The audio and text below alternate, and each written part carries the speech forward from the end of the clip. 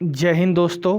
आज का जो टॉपिक है very very very important topic लेकर हम आए हैं, जिसका नाम है हाइट एंड डिस्टेंस। और हाइट एंड डिस्टेंस में आपको 2 पॉइंट समझना है। 2 पॉइंट, पहला एंगल ऑफ एलिवेशन, दूसरा angle of depression. Angle of elevation होता क्या है, हमेशा याद रखना। अगर आप बॉटम से टॉप पे देख रहे हो, बॉटम यानी ग्राउंड, टॉप यानी कोई टावर की हाइट हो या क्लिफ की हाइट हो, है ना। तो जब भी आप बॉटम से टॉप पे देखते हो तो जो एंगल बनता है उसे हम एंगल ऑफ एलिवेशन कहते हैं। क्या कहते हैं? Angle of elevation. लेकिन जब भी आप टॉप टू बॉटम देखते हो, टॉप से बॉटम पे देखते हो, तो जो एंगल बनता है उसे हम एंगल ऑफ डिप्रेशन कहते हैं। उसे हम एंगल ऑफ डिप्रेशन कहते हैं। सपोज करो कि आप क्या है, ग्राउंड पे खड़े हो और टॉप है, एक टावर है और टावर के ऊपर एक फ्लैग लगी हुई है। इस फ्लैग को आपको देखना है, तो जो एंगल बनेगा उसी को हम एंगल ऑफ एलिवेशन कहेंगे।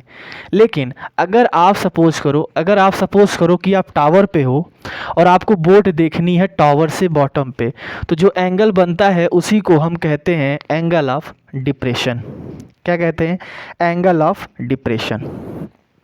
ये देखिए, एक राइट एंगल ट्रायंगल है।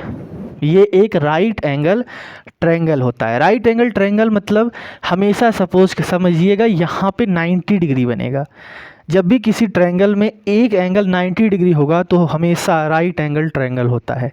ठीक है, अब देखिए, ये जो ए बी है, इसी को हम परपेंडिकुलर कहते हैं और इसी को हम हाइट भी कहते हैं।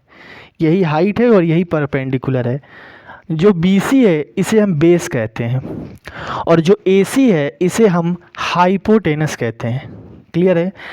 ध्यान दीजिएगा, परपेंडिकुलर अपॉन बेस ऐसे याद कर लीजिए, P B P H H B, यानी परपेंडिकुलर अपॉन हाइट या हाइपोटेनस जो होता है इसी को हम साइन कहते हैं, साइन एंगल। जो बेस अपॉन हाइपोटेनस होता है इसे हम कहते हैं कॉस एंगल, और जो परपेंडिकुलर अपॉन बेस होता है उसे हम कहते हैं टेन एंगल।